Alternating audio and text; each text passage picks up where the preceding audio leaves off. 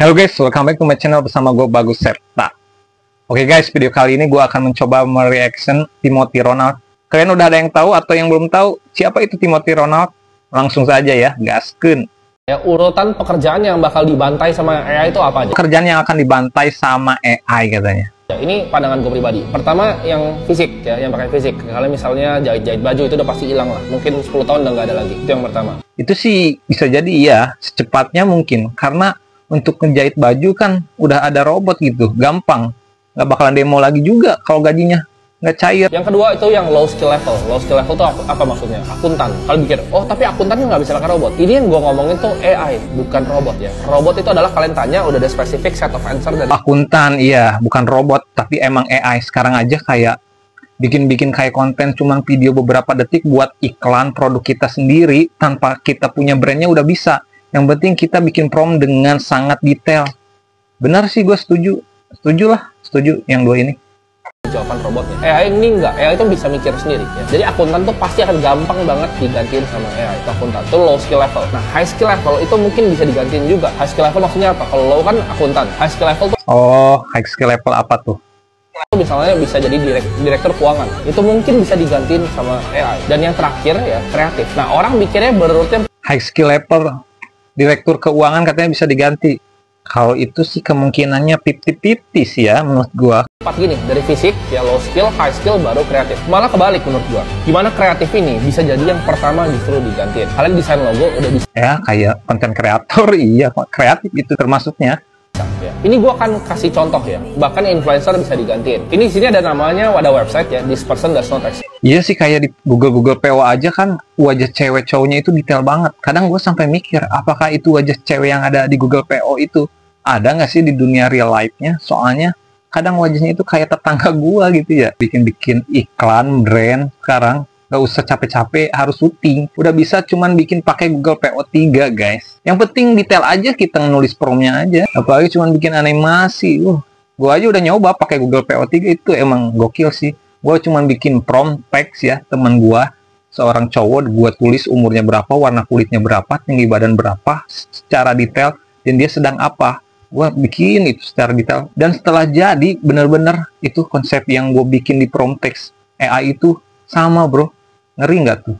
Bisa digantiin, semua tuh bisa digantiin. Dampaknya apa? Implikasinya terhadap sistem ekonomi kita sekarang. Menurut gua, ini akan terjadi kapitalisme yang sama ya. Yang kaya makin kaya, yang makin miskin makin miskin. Iya sih, kalau itu semua udah digantiin sama AI, orang-orang yang punya duit udah nggak perlu lagi kayak ke orang-orang yang menengah ke bawah. Mereka udah cukup kayak bikin konten. Udah sewa satu orang, nge-hire, bikin konten sebanyak mungkin, sedetail mungkin buat bikin brand dia ini udah pasti bisa.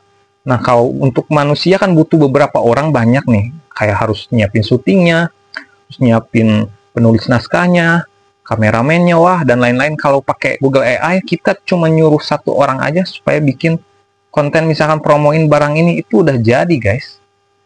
Emang sengeri itu zaman sekarang. Tapi ini akan gapnya makin jauh ke level berikutnya. Dimana di bawah ini pekerjaannya hilang semua. Pekerjaan yang menengah ke bawah yang bisa digantikan yang tadi disebut itu bisa hilang, iya. Yang kaya ini, yang ngerti cara pakai AI, yang ngerti cara tap in ke super intelligence ini, jadi super kaya. Ini gapnya akan nge-bridge jauh banget antara yang kaya dan yang miskin dalam 10 tahun ke depan. Coba kita baca komenannya ya. Yang susah digantiin sama AI menurut aku engineering, kedokteran, psikolog mungkin. Kalau psikolog kayaknya bisa deh, karena AI itu kan dia tuh udah sangat-sangat pinter ya. Contohnya kita curhat aja ke aplikasi atau ke Siri yang di HP kita, mereka udah pasti bisa jawab.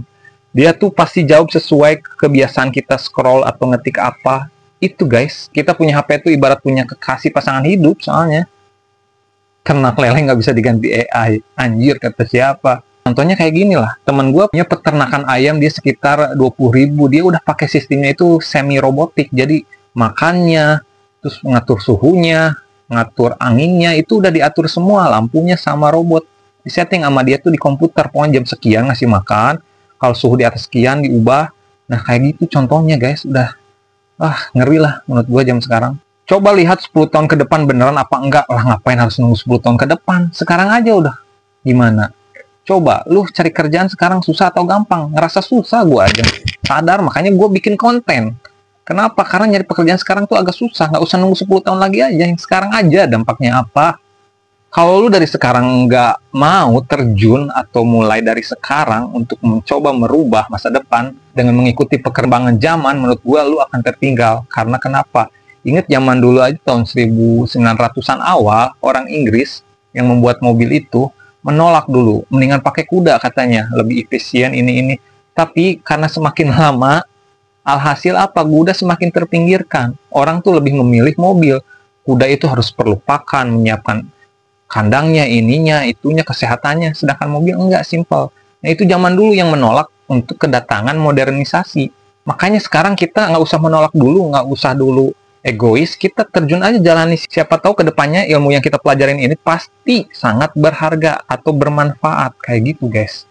Jadi menurut gua, jangan karena lu nggak suka Timothy Ronald atau siapapun itu, lo mentah-mentah menolak dia. Nggak juga menurut gua. Ambil aja hikmahnya, ambil aja baiknya, kita kerjakan. Urusan kedepannya biar nanti aja Tuhan yang menentukan. Yang penting kita udah ikhtiar dulu guys, kayak gitu. So, seginilah komentar atau reaction gua dari video Timothy Ronald tadi ya. Pokoknya buat kalian jangan lupa untuk subscribe untuk channel gue supaya lebih berkembang dan gue supaya bersemangat untuk membuat konten lagi. Jangan lupa like, comment, and share ya. Oke, see you. Semoga kita bisa berjumpa kembali.